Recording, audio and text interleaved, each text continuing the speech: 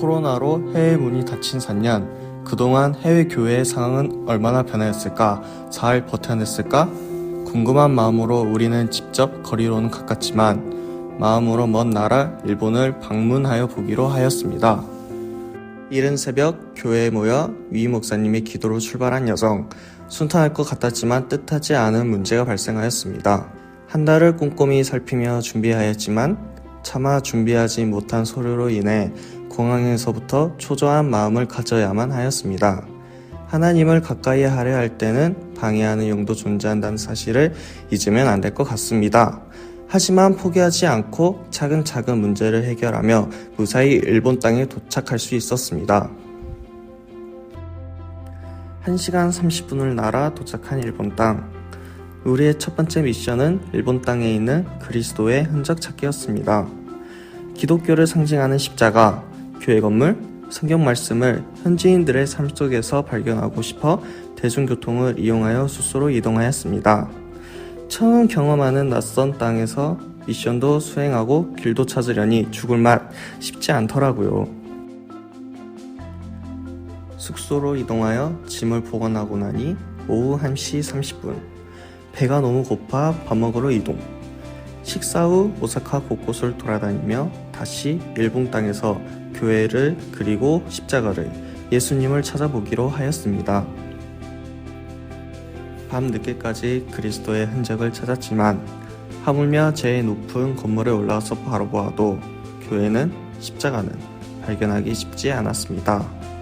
터덜터덜 숙소로 돌아가는 길. 드디어 교회 간판 발견.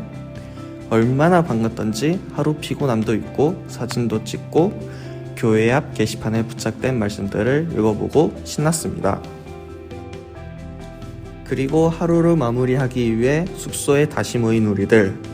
하지만 우리가 발견한 그 교회가 이단이라는 사실을 알게 되었을 때는 충격.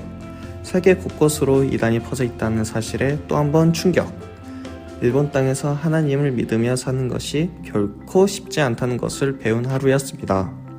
검색으로 일본 현지인 교회들을 찾았을 때는 영업정지. 코로나 이후로 많은 교회들이 문을 닫았다는 사실을 알게 되었습니다.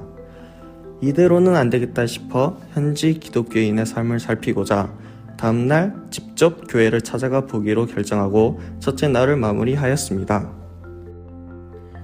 둘째 날 아침, 다 같이 모여 말씀과 기도로 하루를 시작. 지하철역으로 이동 중 위치에 있는 신사를 방문해 보기로 하였습니다. 교회와 달리 그들의 신을 모시는 신사는 이동 중에 종종 발견할 수 있었습니다. 출근길에, 통교길에, 그냥 집에서 나온 것 같아 보이는 사람도 신사에 모셔진 신들에게 기도하고 그들의 일상을 시작하는 것을 볼 수 있었습니다.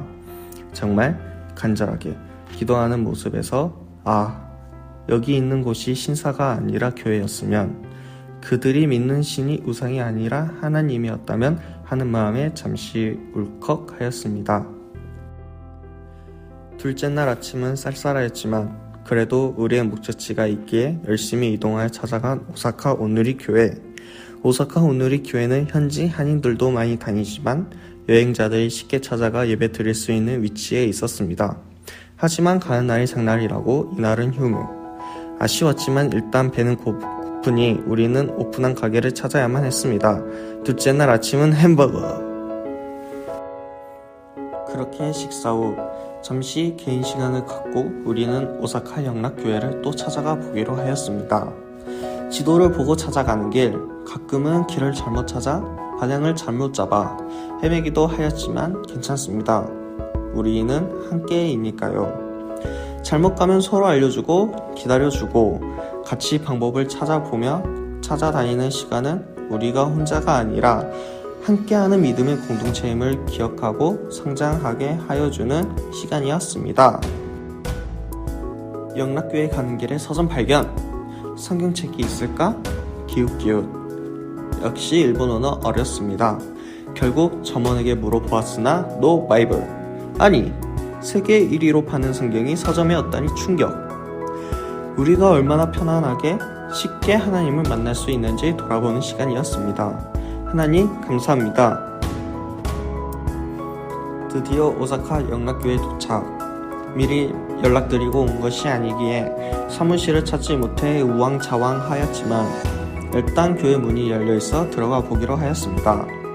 교회를 위해 기도하고 그분들의 기도 제목들도 읽어보고 허락받고 가지 않아 죄송한 마음에 메모를 남겨두고 나왔습니다.